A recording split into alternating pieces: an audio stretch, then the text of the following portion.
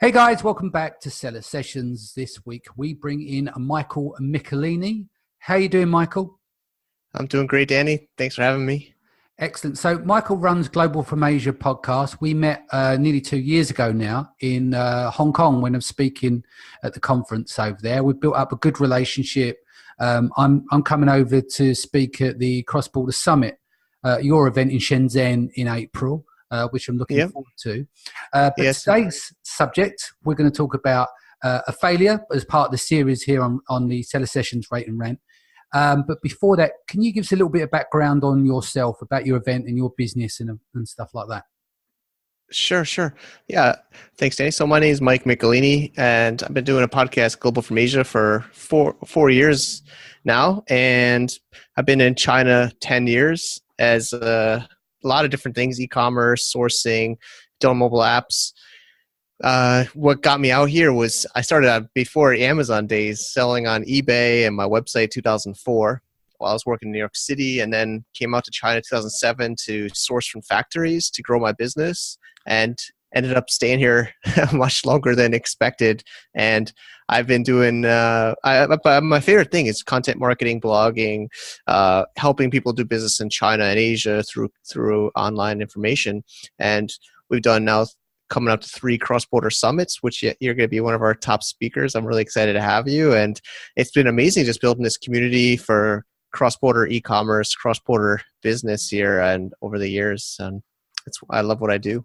Excellent. And so I met you through you public speaking. And I must say, guys, what I love about the way that you speak is that you'll work on something and you'll be so dry. It's hilarious. You had everyone in stitches. That's what stood out for me about your presentation, because at the end of the day, it can all be serious and, and it's about getting the information and sometimes the subjects are not sexy, but you mastered the art of some not so sexy subjects and made fun of them. Yeah. That's what I really enjoyed about Awesome. what you stood out in what you've done. I can't remember what the presentation was. It something? It was about Hong Kong tax and corporation. Yeah. So it's obviously a pretty boring topic, but I try to add some. But you made it funny. Yeah. No, exactly. I try to do that. That's what stood out for me. And then, so in terms of the businesses that you've got, you do some of it's related to sourcing. You've got Cross Border Summit. You've got the media business in terms of the podcasts and stuff. What other stuff do you do as well? So I'm getting back into Amazon. I was out for a few years, and we're doing it also on the podcast every week. We started an FBA company, and we're doing a new product every Friday. We update everybody what's happening, and actually it's pretty cool. Like, from the listeners, people applied to be a partner, and we set up a new company and a new Seller Central account, everything. And that's the big thing I'm doing. So basically, it's like the blog and media, and then I'm becoming a seller again, and I do events and networking. Superb. Because obviously at the events as well, you're always out and about with the camera. But let's get into we kind of covered your background. Let's get into the show now. We're talking about failure, and you had a situation where it was a B2C project. Is that right? B2B. We were doing Yeah. So when you asked me about a topic, I thought of this one. It was way back when I was first in China in 2008. I was doing sourcing, and like I said, I left New York and I left the US to do sourcing as well. And we were doing beer pong tables, folding beer pong tables. So it's a huge, I don't know if it's still as big as it is then, but it was growing like crazy in the US. So stores started buying it. We were doing container shipments, and it was a big order. And it was what I think you or I would think is a simple modification on a current product. Yeah, it was turned out to be more complicated than we thought. Well, let's break these down into the individual questions, because I want the audience to learn as much as possible. So let's start. Obviously, we've covered what the product is. Yeah. So what convinced you it was a winner? Because there's a whole psychological aspect of when you're selecting a product. Everyone has their different nuances and their reasons of why. So let's delve quickly into, why did you choose that product, and why did you think it was going to be a winner? Sure. Again, this is when I was drop shipping and wholesaling in the US. So I was drop shipping these tables to start, and I was pretty good at internet marketing SEO. So I was ranking at Google, and I liked that I was getting sales pretty fast. And like I said earlier in this talk, I could feel the wave of this trend of beer pong. People, fraternities were buying them. People were putting their own logos on them. It was bars were buying them. Stores started to stock them. It just seemed like this was like a trend that was going up. So that was how we started just diving deeper into this niche. And in terms of like, there's two key factors here: is how much money did you lose on the project, and how much time did you lose on the project? Sure. So the money, probably about $15,000 US dollars, yeah. And then time, we can get into definitely years off my life. I think I'm gonna die younger. I lost a couple of days of sleep. Yeah. Seriously. Yeah. Because normally with these, when it becomes a mess, the repair time is huge, takes up so much time. So like there's 15K, which is no chump change. But when you add up the time, I think one of the biggest things for me is like, I'd rather lose money than time, because I can make money, but I can't bring back the clock, So how much time did you lose? It's true. It was months, really. I mean, from at least a few months. I mean, of course, there was other projects and products and business we were doing, but this was months. I mean, I invested a lot. Of course, the advantage of being in China is I could go to the factory often, but exactly, yeah. No, I still was wasting time. I still was wasting time. I mean, I would say on a personal level, because I've had a few screw ups myself. Don't you worry. I think I call like recovery or repair time, even though you're working on multiple things, it still takes up mind space, head space. And I think it can be anywhere up to 4 to 6 months on a cleanup mission when you make like big mistakes. So leads me into the next question. Where did it all go wrong, Michael? I think my biggest point, I think the mistake was made as the final sample. Yeah. It takes so much time buying from China or buying, manufacturing a product. So like I was hinting towards, the big difference was we found these tables on Alibaba that were folding tables for painters to go into their houses. And so it's like, you imagine you're paying a contractor to paint your house, and they come in with the truck and they have these folding tables. Yeah. So they look really good for the beer pong. So we're like, this would be great for beer pong. We could just put logos on top of it. Yeah. So the idea was, get some samples of the current painter's folding table. And then the next step was, okay, let's throw a logo on here. And then it looks good. Okay, I don't want to ship this huge, bulky product across this water, to the US. Okay, just modify it a little bit, and let's buy a lot of this shit, stuff, buy a lot of this. And so the problem was we never accepted the final sample, and we never tested it. So I don't know if I want to say what happened, but the problem was the stickers we put on the tables didn't withstand heat in the summer. So what happened was buyers were buying these and putting them in their trunks of their cars to go to their tailgating parties or their,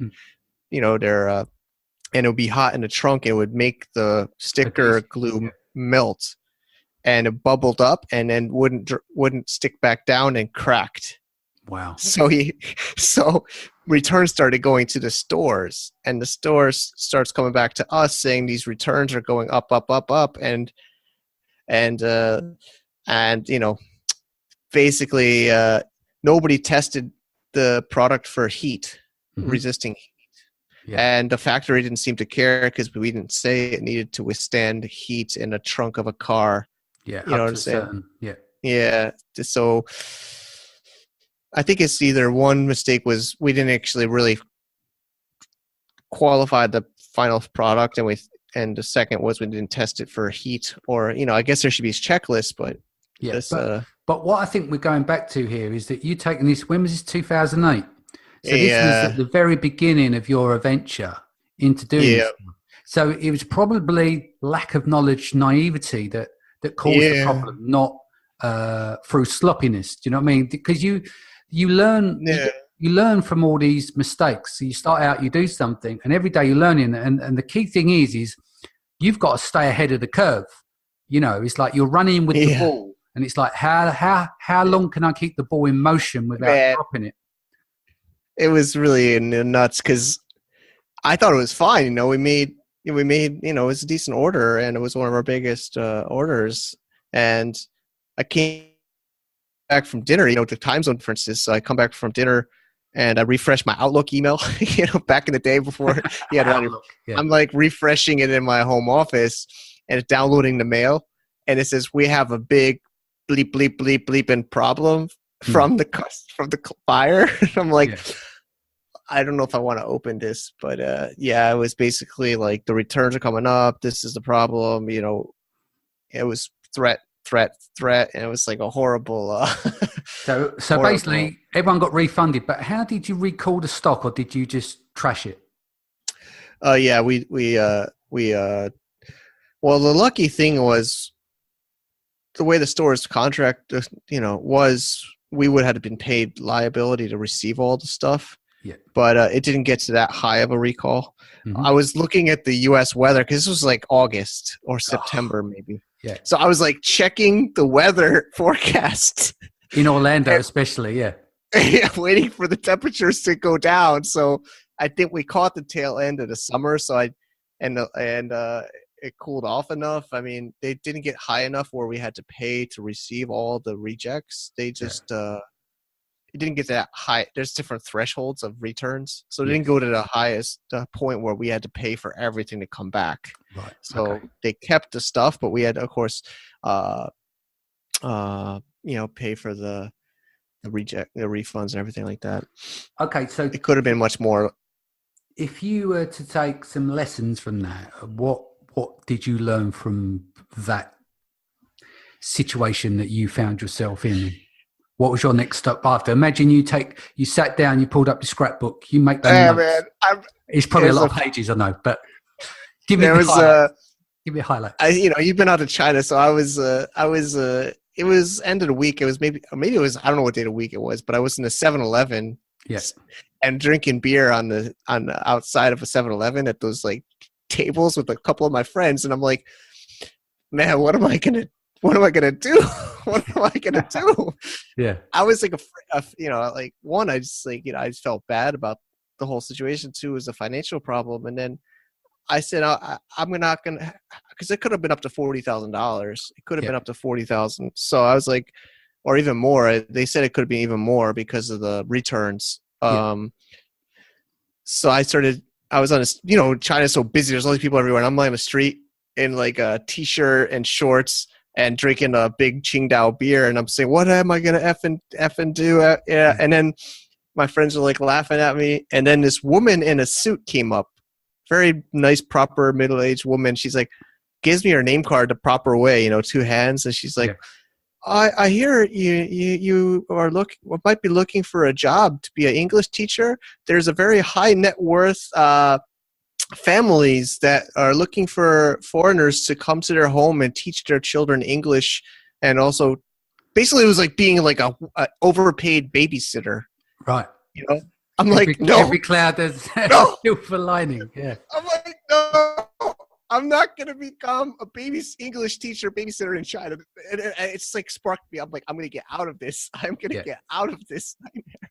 But it was the funniest story because I was just like, you know, of course I didn't get that bad. I had to be an English teacher for rich Chinese kids in their house. Well, the proof in the pudding is that you're still here today, which is testament of getting over those issues. Because I think the danger is, and the goal of these shows is not poor me, he's had a failure, it's a car crash.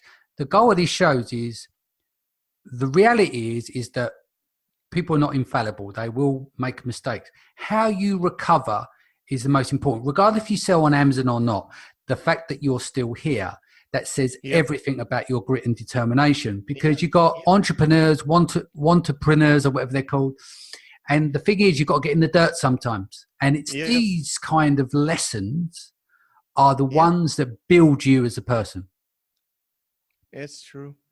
Yeah, So, I mean, we got through it, and I stayed on top of it. Spent a couple of days at the factory. They didn't seem to care, but yeah, tell me about the for factory we actually, situation, yeah. because obviously we're speaking to a lot of different people about these episodes on failure, but most of which would not necessarily be based in China. So you do have some advantage there. Well, you got the culture, very honourable, the Chinese. What happened there when you went face to face with them? Yeah, so I a lot of times, especially for listeners, they think I live in China, so I can just drive down the street to the factory. Obviously, I think Danny, it's big. So this was an airplane flight. It was about an hour and a half flight. It's not a lot of money, but it's more about the flight and the time. And I go there, and I got a hotel next door. Literally like across the street, some crappy hotel, and I had the beer pong table in my room, and I'm like testing, trying to. And the factory, man, they have the straightest face. They show no emotion. Like when there's a problem, they don't look angry. They don't look sad. They don't look mad. Like I've had this happen a lot. Like I think business people in China are taught to like not show your fake cards, like not show your emotion. Where us as Westerners, we're like social, more like face, the badges, yeah. on their sleeve. I'm like, I'm on those Chinese table, the big boss's desks. They have like the black leather couches in the room, and then they have the big wood desk, and he's on one big side of it, and I'm on the other big side of it. And I'm like, what am I gonna do? And he's just like, this is not my problem. It's not my problem. You didn't tell me this. It's not my. Basically, he was just listening to me, just saying that, it wasn't specified in the specifications. I didn't ask for this temperature requirement. This is a very high temperature. Da, da, da, da. It wasn't his problem. Yeah. So this goes back to things like getting good QC in place, having an inspection company and stuff. So they're one of the lessons learned. So after that, did you take yourself out the game, if you like, and gone, do you know what? Yeah. I lack that level of experience. Therefore, I need to pay someone to come in, do QC, button down the paperwork, certification, all that kind of stuff. Yeah, I mean, the next one, I had another party get involved that, if you can believe it or not, we got a reorder. I was able to negotiate a credit. Yeah. A credit, which was still a loss to me, but I still want to keep the relationship. So we fixed that problem. And wow. Okay, so you did come back out, even though it was a big cost. You absolutely turned it around. Yeah, so we turned it around and proved to them that we could do it. It was always this annoying thing where they don't.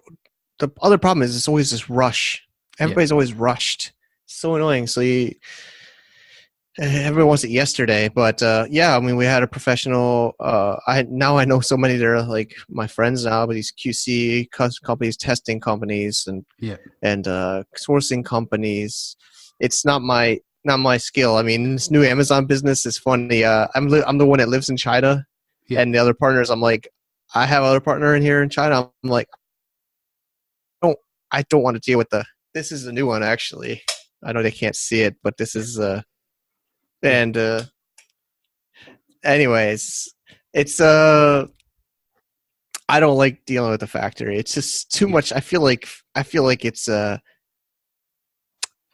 50 Cent, like the rapper, like you're like a deal. You got to like fight both sides, especially if you're doing sourcing. You got the buy side, you got the sell side.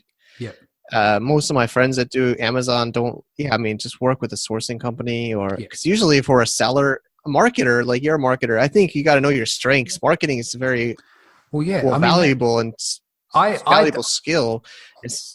I totally agree. I think you need to work to your strengths. Sometimes you can't. When you start out, you have to kind of do everything. It's always good to know everything. But one of the things I really dislike doing, and it's not the people. I love the people. I fly out when I go and speak in China and Hong Kong and stuff. I go and visit my factories and stuff like that. I love the people. Yeah, let's get that clear. What I don't enjoy is the round robin email stuff. getting in the Exactly. getting in the Yeah, dirt. And there's so much, that stuff. especially when you're looking for a new product and stuff like that. So Exactly.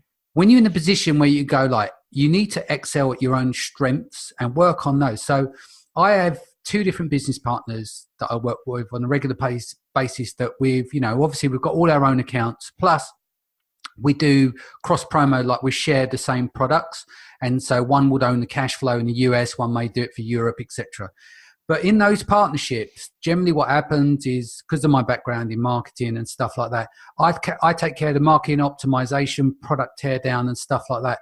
They manage factory and the relationships with QC, come up with documentation. There's certain things like I've looked at my Amazon business and I take myself out the game and go, right, they do that. But what I have learned is that you need to stay on top of that. And even this year, we've made some mistakes where we've had some issues with defects.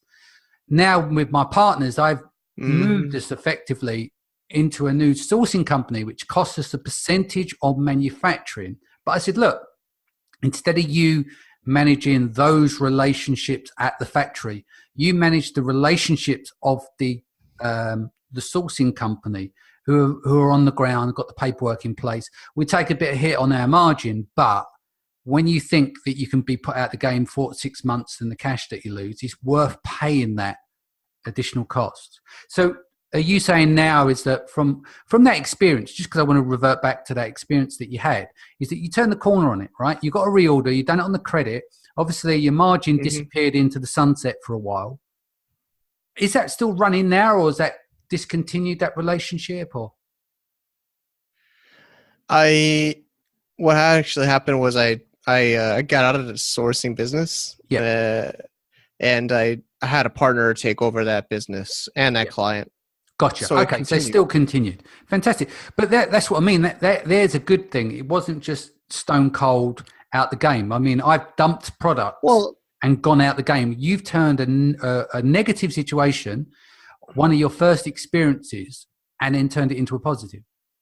yeah, yeah. I mean, it was like I still think it took days off my life. Seriously, because I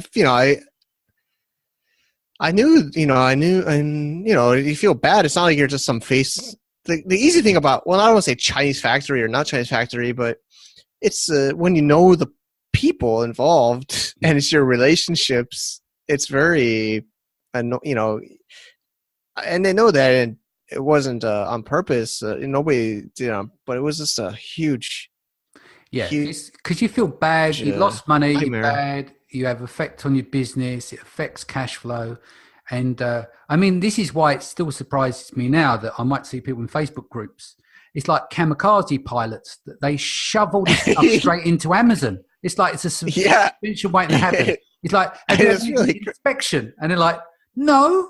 And I'm like, yeah. really? What? So you can't It's, afford to spend $200 to get someone in to look at a percentage of the stock? At least, you're trusting your factory. Yeah. And you're sending that shit in by air. So you'll spend money on air instead of sending by sea, but you won't spend a couple of £100 or dollars on QC, yeah, which I yeah. think is crazy. So wrapping up, last couple of questions here. What are your 3 main metrics when selecting a new product now? Sure. I've always said it, and I don't know if I mean, people might not agree, but I still like to have some interest in the product. I know Amazon sellers or e-commerce sellers. Some people like to be the garbage man. Yeah. I call it the garbage man because they don't really care that they do what product. They just like the process. But I like to actually know the product. I like to. Yeah. So one, I have to kind of like it myself enough to write content or write marketing about it. That's one for me. Two, I'm still an SEO guy. Even when we're going to the e-commerce business again, Amazon now, even though we're doing Amazon first, I still make a website. I still look at the keyword research on Google. I still look at the competitors on Google too. Yeah. And then three is of course I do the whole typical jungle scout, looking at the data. I still try to be data driven, and the opportunity we see now is there's some big competitors and there's some really low priced, but I try to hit the middle. So if I can see where I can hit the middle, I like that, where I can kind of be good on quality and more affordable. Yeah. Kind of get a mix. Yeah. That's my. And what would be the one piece of advice you would give to people? or our audience, for instance? Sure.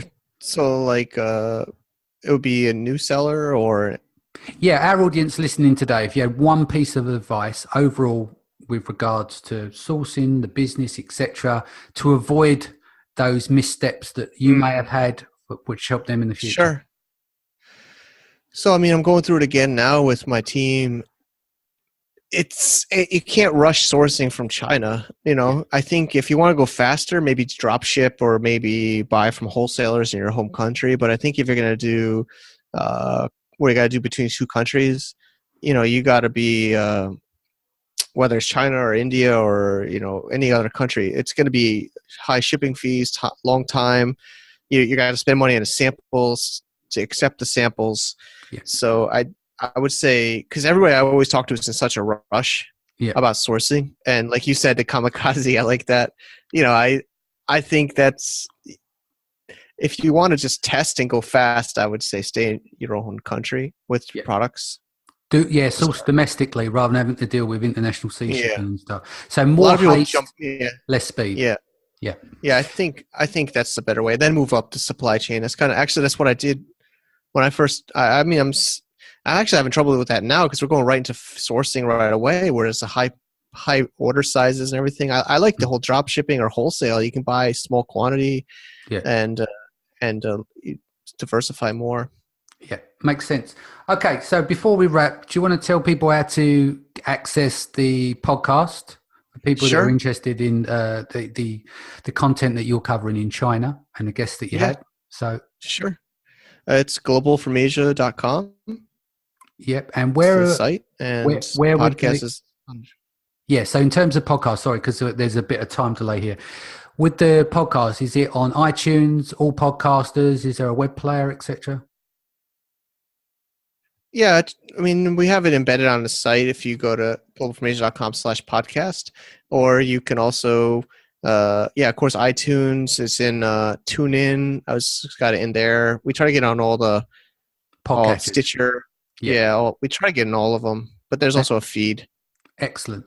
And lastly, let's quickly wrap on the event. It's happening. What are the dates in April? Sure. So we have you guys doing a special mastermind too on the 19th. It's officially 2 days, but we also have the bonus mastermind on Thursday, April 19th, and then Friday, April 20th, and Saturday, April 21st, 2018 is a full day conference with amazing speakers and networking in Shenzhen, China. So it's going to be our third annual and better than ever. Excellent. And where can people visit to get more information, tickets, etc.? Sure. Crossbordersummit.com. CROSS border. Some people spell it differently. I actually have both the domain spellings, but BORDER summit.com. Excellent. And that'll redirect you to the page. Excellent. Again, Michael, thank you so much for coming in today. Guys, thank you for joining us. I hope you enjoyed this episode, and we look forward to seeing you again soon.